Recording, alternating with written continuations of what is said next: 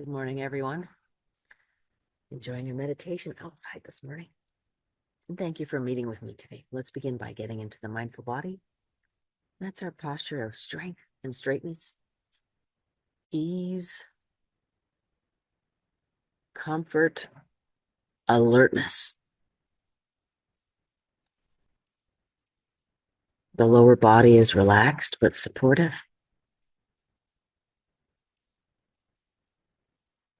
The spine is strong, alert, stable.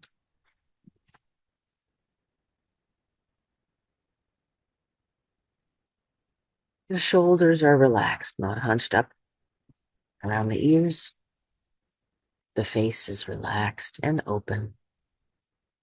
A hint of a smile lifts the lips, the inside of the mouth, the cheeks, and the eyes, and feeling that smile stretch all the way up to the top of the face. Relaxing our faces and shoulders, inhaling deeply.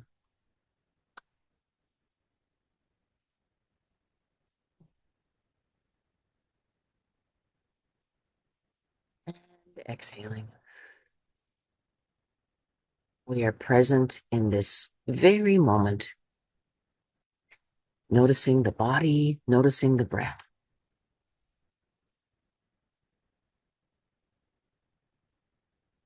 Connecting to this very current moment without thoughts in the future and in the past.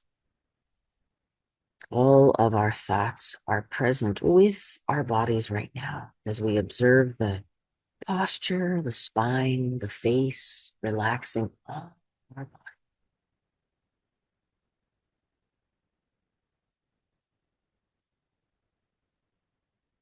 Let's begin by listening for sounds within, stretching our mindful listening ears inward, and then we will move outward, all the while paying attention to the breath, ensuring we are breathing deeply and slowly.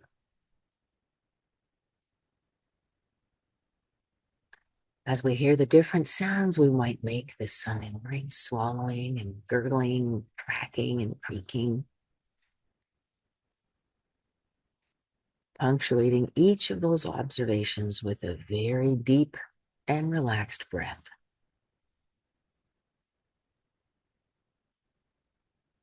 And now extending our listening faculty out of the body into our practice area. For me here outside, there's a lot going on. There's wind rustling the dry leaves.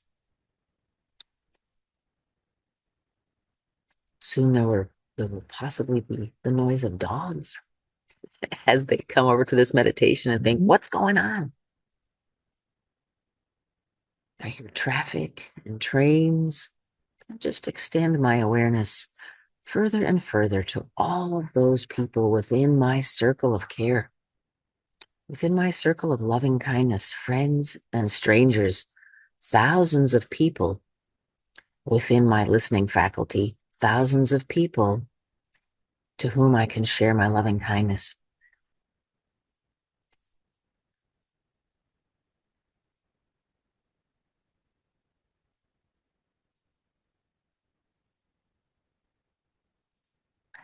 Moving on from our self-care series this morning, I had a user, I guess a listener question about how can I keep my cool when it really matters in the heat of the moment? So someone provoked me and I responded not mindfully. How can I practice so that when I am provoked, my first response is to maybe take a deep breath or rein myself in rather than just getting engaged?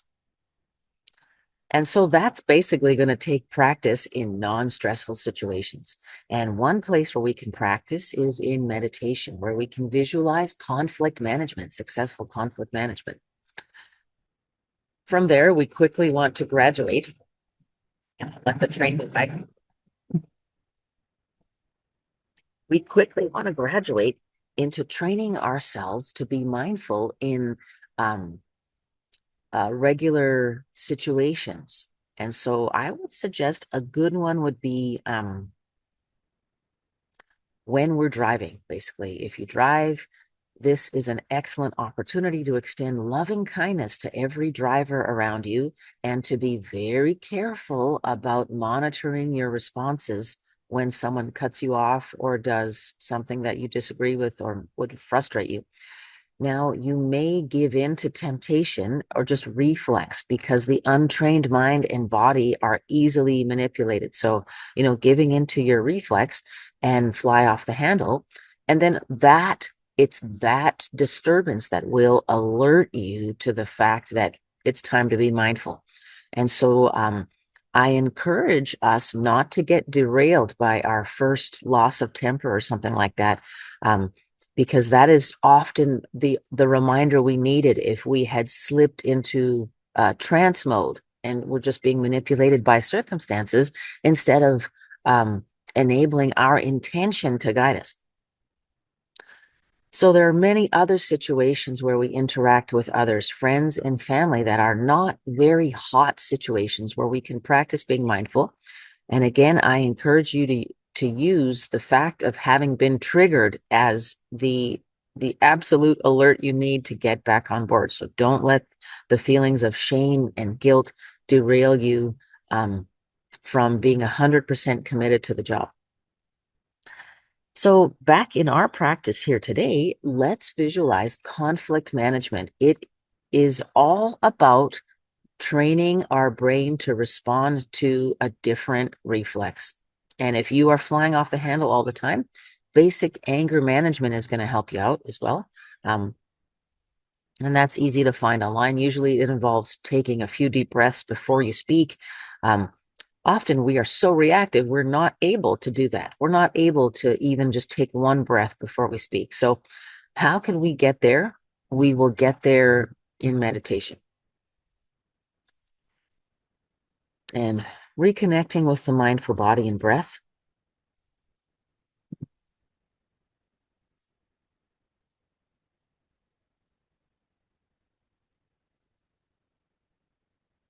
And calling to mind a difficult situation we are having.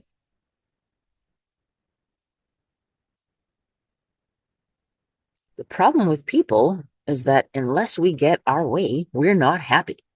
And so we are going to practice feeling release, ease, comfort without getting our way in meditation.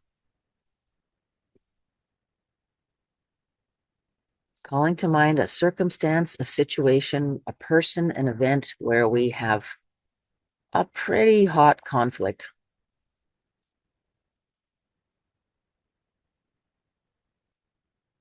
And as we inhale and exhale, committing to handling this responsibly and mindfully, rather than in trance mode where we are so easily manipulated very immaturely by circumstances and current events. We are the dog being wagged by the tail, and we are committed to doing something different, to having more power.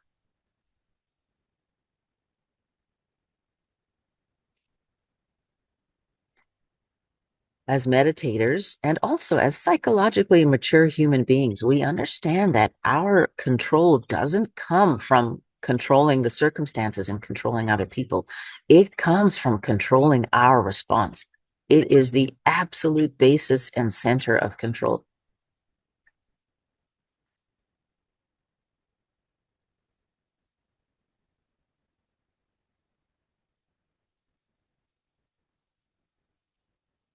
And visualizing a conflict arising, and that our first response is to take a deep, mindful breath, noticing the body, noticing the hands touching in your lap.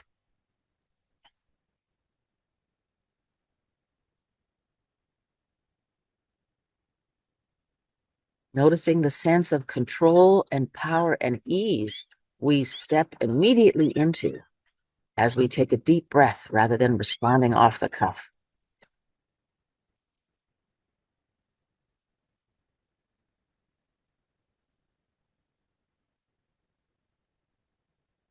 Visualizing we are on stormy waters with perfect control, perfect ease, perfect ability to control the boat, no matter the size of the wave, the bumps, the rocks, the trees in our path. We are not afraid.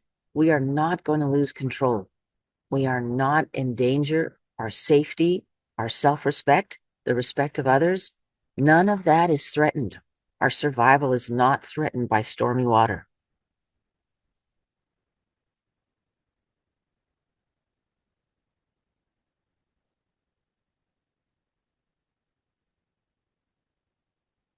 So just encouraging ourselves to come to any situation without the flight, fight, freeze response. When we fly off the handle and respond in a way that isn't responsible, we are giving into the fight response. But perhaps not all situations warrant that. Some situations may, but very few in our context. And we want to have or develop the maturity to know the difference and to practice it in our day-to-day lives. Let's visualize a thoughtful and mindful response. Perhaps it's, I'm not prepared to speak about this now. Let's set a time to do this when I've had more time to reflect. But thank you for bringing this to my attention.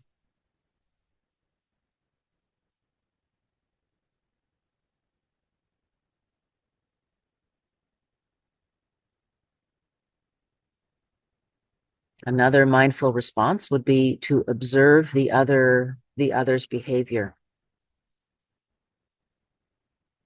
and to be honest about your own struggle. I can see that this makes you quite angry, and I am also, and I don't want to respond in a way that escalates this. So I just need a few moments to get my thoughts or my breath together before we speak.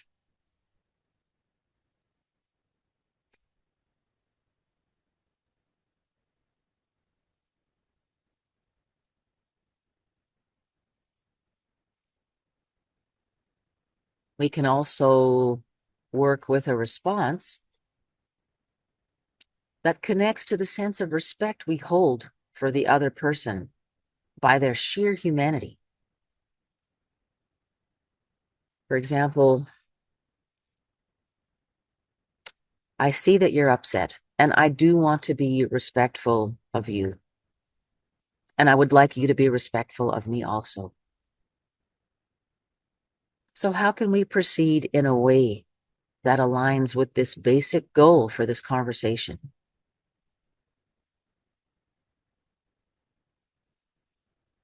If either of us is not able to be respectful of the other right now, I suggest we come back to this at a time when we're able to.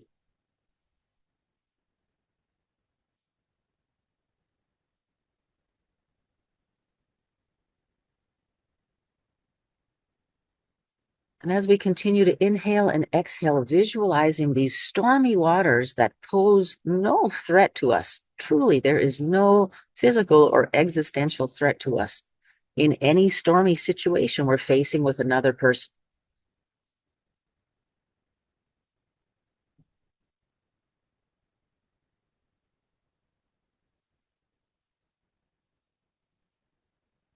And just how incongruous it might feel to experience a sense of relaxation and ease and control in a physically dangerous situation.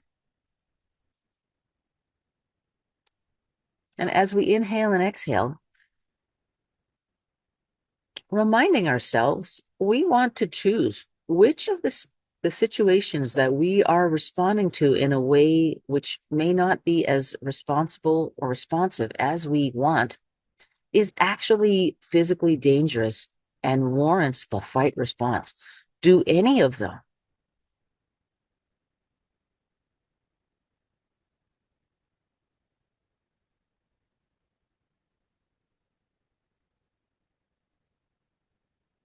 And we identify in ourselves a lack of skill in handling basic human conflict. Is that a possibility as well? Do we have some things to learn about how to navigate being a mature adult? Very possibly. Very possibly.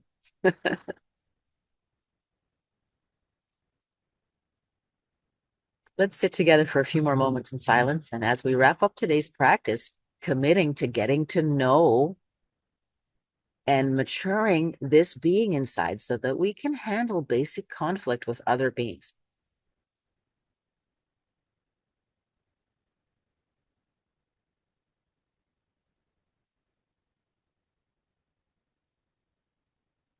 We are committed to being the kind of mature human that will not fly off the handle for any provocation. That is not a sign of a psychologically and emotionally or spiritually mature person. And we are committing in this group to the highest and best we can be. So that is top of the ladder, right? That's the lonely journey, you know?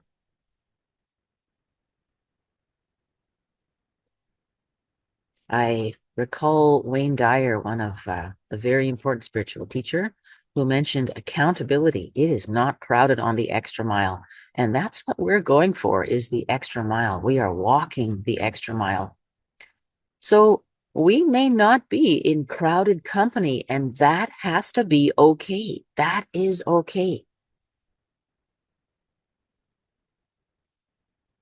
We can't expect to fix and change other people in order to stay on that extra mile.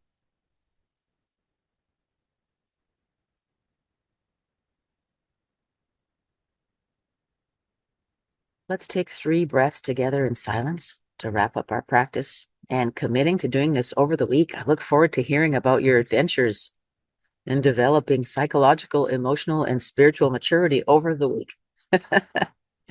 Thank you so much for joining me today. Have an excellent week.